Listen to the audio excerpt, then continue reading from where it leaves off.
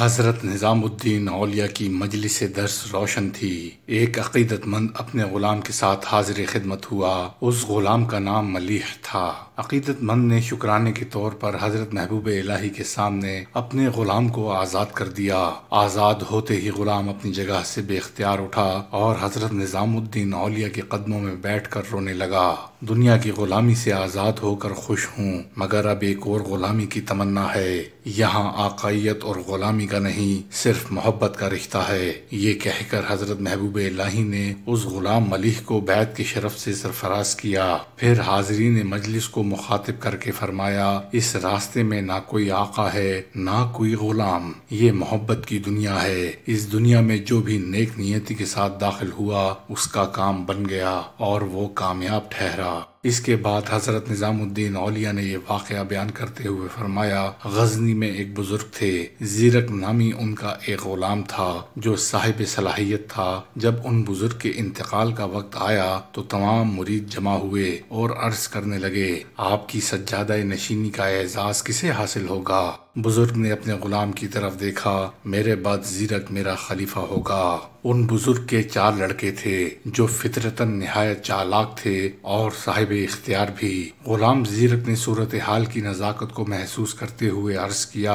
خواجہ، ارشاد گرامی سر آنکھوں پر، مگر آپ کے صاحبزادے مجھے سجادے یعنی خلافت پر نہیں بیٹھنے دیں گے اور ہر لمحہ مجھ سے دشمنی کا اظہار کریں گے۔ میں بہت کمزور انسان ہوں، اس لیے پیر و مرشد مجھے معاف فرمائیں۔ زیرک کو پس و پیش میں مبتلا دیکھ کر بزرگ نے فرمایا، تجھے اس سلسلے میں ذرا بھی خوفزدہ نہیں ہونا چاہیے۔ اگر میرے بیٹے تجھ سے تکرار اور فساد کریں گے تو میں ان کے شر کو رفع کر دوں گا۔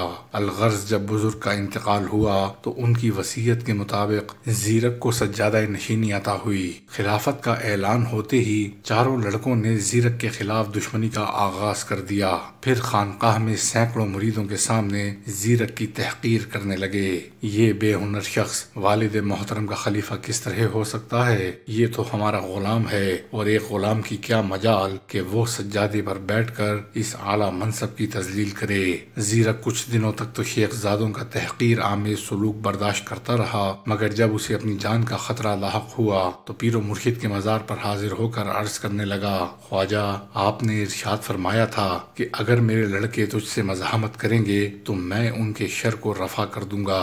اب آپ اپنا وعدہ وفا کیجئے کہ وہ لوگ میری زندگی کے درپے ہیں۔ یہ التجا کر کے زیرک خانقاہ میں واپس آ گیا۔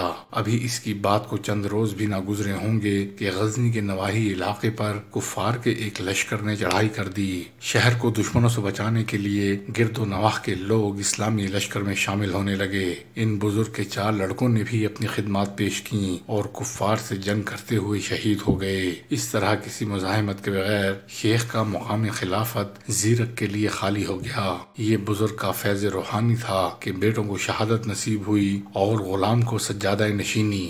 سلطان علاء الدین کی عقیدت اور حاسدین کی مخالفت سے بے نیاز حضرت نظام الدین اولیاء مخلوق خدا کی اصلاح میں مشغول تھے۔ ایک روز آپ کی خانقاہ میں سینکڑوں طالبان حقیقت جمع تھے۔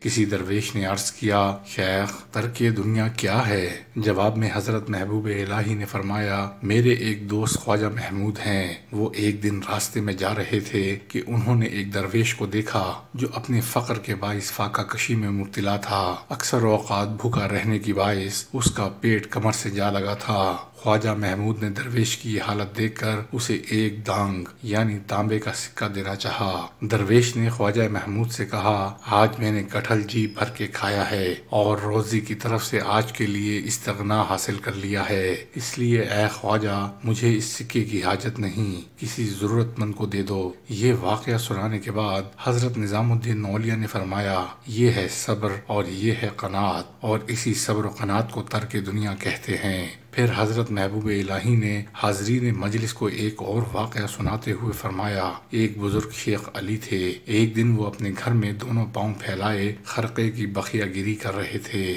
اسی حالت میں خلیفہ کا حاجب داخل ہوا اور شیخ علی سے کہنے لگا، خلیفہ آپ سے ملاقات کے لیے تشریف لا رہے ہیں۔ شیخ علی کے رویے میں کوئی تبدیلی نہیں آئی، وہ اسی طرح پاؤں پھیلائے خرقہ سیتے رہے۔ حاجب نے کئی بار خلیفہ کی آمد کی اطلاع دی، مگر شیخ علی نے نظر اٹھا کر بھی نہیں دیکھا اور اپنے کام میں مصروف رہے، یہاں تک کہ خلیفہ گھر میں داخل ہوا اور سلام کر کے بیٹھ گیا۔ شیخ علی نے خلیفہ کے سلام کا جواب دیا اور حاکم وقت کو سوالیہ نظروں سے دیکھنے لگے۔ حاجب نے کئی بار کہا کہ شیخ آپ خلیفہ کے احترام میں اپنے پاؤں سمیٹ لیں، مگر شیخ علی نے کوئی جواب نہیں دیا، جیسے آپ نے اس کی بات سنی ہی نہ ہو۔ خلیفہ نے کئی مسائل دریافت کیے، شیخ علی نے پوری تفصیل سے اور خوش دلی کے ساتھ جواب دیے، مگر اپنے بیٹھنے کا انداز تبدیل نہیں کیا۔ پھر جب خلیفہ واپس جانے لگا تو شیخ علی نے ایک ہاتھ سے خلیفہ کا ہاتھ اور دوسرے ہاتھ سے حاجب کا ہاتھ پکڑا اور کھڑے ہو گئے۔ پھر نہایت پرجلال لہجے میں فرمایا، جو شخص اپنے دونوں ہاتھ سکیڑ لیتا ہے اس کے لیے جائز ہے کہ وہ اپنے دونوں پاؤں پھیلا دے۔ شیخ علی کی گفتگو کا مفہوم یہ تھا کہ انہیں خلیفہ وقت سے کوئی طمع نہیں، اس لیے احتراماً کھڑے نہیں ہوئے۔ جب کوئی شخص کسی حاکم کے سامنے دستے طلب دراز کرتا ہے تو وہ اپنے پاؤں سمیٹنے پر مجبور ہو جاتا ہے۔ شیخ علی کا واقعہ سنانے کے بعد حضرت نظام الدین اولیاء رحمۃ اللہ علیہ نے فرمایا، اس کو ترک دنیا کہتے ہیں۔ پھر اسی مجلس میں حضرت محبوب الہی نے مشہور بزرگ حضرت اجل شیرازی رحمۃ اللہ علیہ کا واقعہ بیان کرتے ہوئے فرمایا، ایک شخص حضرت خواجہ شیرازی کا مرید ہوا اور اس بات کا انتظار کرنے لگا کہ پیر و مرشد اسے کسی وظیفے کی تلقین فرماتے ہیں۔ کچھ دیر تک مجلس پر سکوت طاری رہا، پھر حضرت خواجہ اجل شیرازی نے اپنے نئے مرید کو مخاطب کر کے فرمایا، جس چیز کو تم اپنے لیے روا نہ رکھو اسے دوسروں کے لیے بھی پسند نہ کرو۔ مرید پیر و مرشد کی ہدایات سن کر چلا گیا، پھر ایک طویل مدت کے بعد واپس آیا اور حضرت شیخ سے عرض کرنے لگا، میں جس روز سے آپ کے حلقہ ارادت میں شامل ہوا ہوں اسی روز سے منتظر ہوں کہ پیر و مرشد نماز، روزہ اور دیگر وظائف کے لیے مجھے کیا حکم دیتے ہیں۔ اپنے مرید کی بات سن کر حضرت خواجہ اجل شیرازی نے فرمایا، میں نے تمہیں پہلے ہی دن یہ سبق دیا تھا